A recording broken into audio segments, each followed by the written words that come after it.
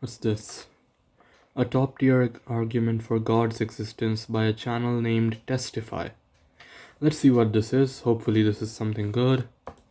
A few minutes later. This is incredibly stupid. Let's talk about why this is incredibly stupid.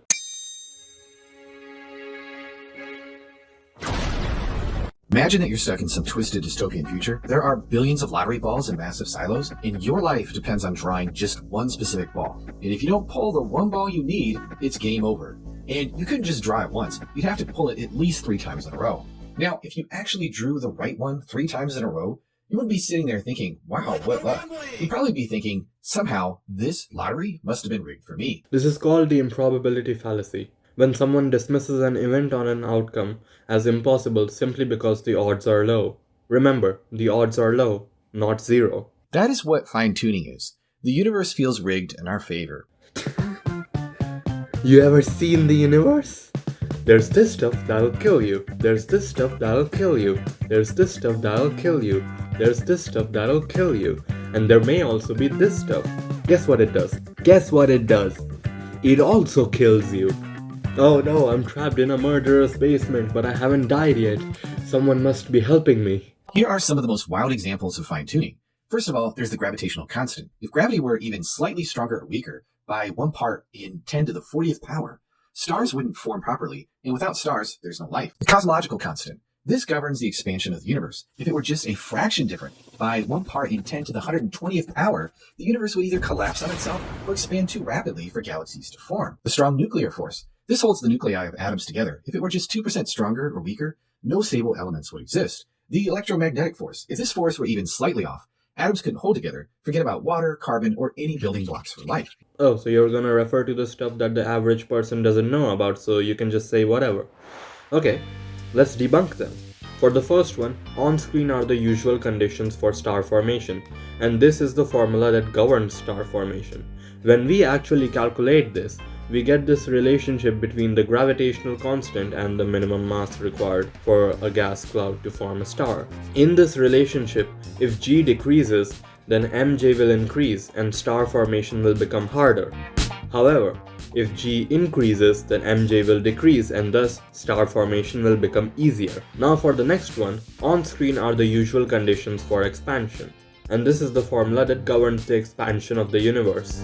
When we actually calculate this, we get this relationship between the cosmological constant and the rate of expansion of the universe. And look at this equation. The cosmological constant is divided by 3 and then the whole thing is under a root. So whatever changes you make to the cosmological constant, the expansion rate will change even less. Testify, did you even check the equations? But wait, it gets worse. When talking about the strong nuclear force, Testify doesn't give a number, however wrong the number may be. Do you wanna know why? The value of the strong nuclear force is 10 to the power 18 Newton across 1 meter. So on screen is its 2%. Yeah, that's a large amount to just change. For context, if you drive a tank at the speed of light, you'll reach about 0.01% of that force. So I guess good luck changing that. But wait, it gets worse. Because talking about the electromagnetic force, Testify doesn't even mention a percentage, let alone a number. Would you like to know why? Because the electromagnetic force isn't even a constant and it changes all the damn time. This is high school level stuff. Now if he is referring to the permittivity of free space, which is actually a constant, then yeah, if it increases, the atoms will be less stable. But if it decreases, the atoms will become more stable. So either Testify is stupid, or he's just lying about all 4 examples, because I was able to find the stuff in half a day. I'll assume it's the second. Now, there are plenty of other examples of fine-tuning, but I think you get the idea. Oh, I'd love to see what other examples you have, you lying piece of... Now, to use another illustration, imagine that you're playing poker and someone pulls a royal flush. You'd probably be thinking, wow, that's a pretty lucky break. But what if they hit a royal flush again and again, say a dozen times in a row? You're not thinking luck anymore. You're thinking the dealer and the player are definitely in cahoots. If half-assed analogies are all you've got, then we're done here. Now, a skeptic might say, sure, it seems unlikely that our universe would support life if it were the result of some random physical processes, but because we exist, we can't observe a universe that doesn't allow life. So really, the fact that we're here shows that it wasn't really all that improbable at all, even if it was just a cosmic accident. Ignoring the mockery, is he actually going to address the anthropic objection? Is he? This is called the anthropic objection, or as I like to call it, the objection that proves way too much. Here's why it falls apart. Imagine you're standing in front of a firing squad. Never mind, it's another damn analogy. You got a hunch that your cousin, who's in the squad, might have convinced everybody to miss. Shots are fired, and you're still standing. It's pretty clear that this wasn't luck. The fact that you survived is strong evidence that they intended to miss. Now, the anthropic objection would say, well, hold on, you can only observe this situation because you survived, so your survival wasn't improbable at all, even if they were trying to kill you. But obviously, this is sheer nonsense. Yes, that is sheer nonsense, because you just made it up. The anthropic objection is that if you exist, then the universe will appear finely tuned for you to exist. Otherwise, you just wouldn't exist to make the argument. Basically, it shows that the causality is reversed. That you are caused by the universe, not that the universe is caused for you. It's a bit tricky to wrap your head around it, and I've certainly not explained it fully, so be sure to look further into it if it interests you. Now, similar to this objection is the so-called Puddle analogy, a favorite among online atheists. Meet Doug, our philosophical puddle. Doug's impressed because his shape fits perfectly into the hole he's in. But what Doug doesn't get is that, as a puddle, he's literally just molding to whatever hole he lands in. Change the hole, Doug reshapes himself. Now, some skeptics use this to argue that life in the universe is like Doug the Puddle. They say, of course life fits into this universe because we're here. If the universe were different, we just wouldn't exist to notice. But this analogy flops hard. Life's not some fluid that'll fit in any old universe. Life demands ridiculously specific conditions. Tweaking even a small thing, like the mass of an electron or quark, and boom, no stars, no planets, no chemistry, no life, a totally dead universe. That's interesting. Would you like to show your calculations for how you arrived at a dead universe from changing the mass of electron? Oh, you didn't calculate anything? No worries, just link me to the calculations or the expert whose inference you're following. Oh wait, you just made it up because it sounds clever, assuming no one will check it. Got it. Guys, this is why you show your work in school. On screen, you'll see a table showing what actually happens if you increase or decrease the mass of the electron. Spoiler alert, things just change. They don't vanish into some void. With these changes, life wouldn't cease to exist. It would adapt. Just as the Puddle argument shows. Life doesn't require our exact universe. It simply finds a way in any viable one. The most well-known objection might be the multiverse. Essentially, it says, sure, our universe looks finely tuned, but what if there are billions or even infinite universes?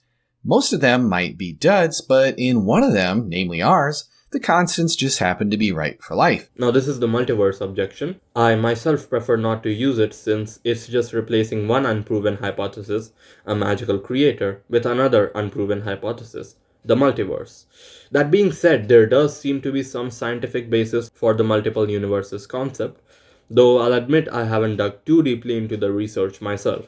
If you're curious, let me know and I'd be happy to dive into it in the future. But here's a funny thing that Testify brings up. The multiverse theory needs something to produce all these universes, like a universe generator, but that generator would also have to be fine-tuned to create life-permitting universes, so all you've done at this point is just kick the can down the road. No, my friend. You don't need a multiverse creator that is capable of holding life. That doesn't make sense. All you need is some process to just pick random values for all the constants and then leave the universe on its own to exist, repeating this process forever. A few lines of code could do that. One really lame response to the design argument is to point out that the vast majority of the universe is totally hostile to life, so this place just really isn't so fine-tuned after all. But this genius take misses the point. We're not asking why Earth has water and air. We're asking why this entire universe has the precise fundamental constants that it does. Yeah, that's because you have no counter-argument to the fact that most of the universe wants to kill you. So you talk about the stuff that the average person doesn't know about, like the fundamental constants, and then just lie and say that if they were different, the universe wouldn't exist. Then, as we have seen, it will. Now, another common response is to say that this is just God of the gaps. You're just saying, I don't know, God did it. But no, the fine-tuning argument isn't about throwing up our hands and saying magic. Let's think about this in terms of probability. What we're asking is, what's the probability that an intelligent designer created the universe, given how finely tuned it is for life? Without design, the odds of a life-permitting universe are absurdly low, like 1 in the 10 to the 41st. Again, that's because the constants of the universe could have been anything, and most possibilities make life impossible. Show your work. How did you calculate that probability? You've got one observation, one time. That's not what you calculate probability from. Since Testify loves using analogies instead of arguments, here's my analogy. You're given 10 cards from a shuffled deck of cards, and based on the cards you have, you construct a game in which you have to win. Then you win the game. Wow, does that mean that some guy chose to rig the game and gave you the best cards for it? Of course not. Just like that, at the beginning of the universe, the fundamental constants were chosen randomly and the universe came from it. The rules of life came from the constants. The cards were random, but the game, just like life, arose as a natural consequence of what was possible with what we got. But you wanna know something funny? There's one leap of logic that we've been making throughout this video, but when I point it out to you, I think you'll understand why the entire fine-tuning argument falls apart. You see, the premise of the fine-tuning argument is that the fundamental constants can be different in a different universe. And my question is, why? Where's the evidence that these constants could have been anything other than what they are? Because without that assumption, there is no argument left to make. And so with that, we've reached the end of the video. Of course, Testify doesn't bring it up, even though this objection has existed since the fine-tuning argument has existed. Now, my point isn't that God doesn't exist, but that there are far better arguments for God.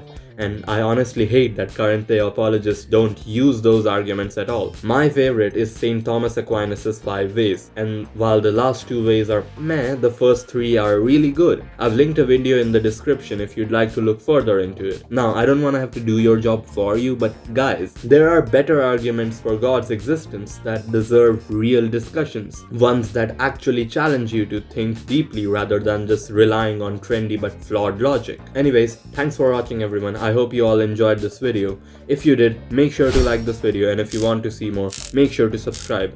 If you have some points you want to discuss, then be sure to leave a comment, and I'd love to talk about it. And as always, I'll see you in the next one. Bye bye.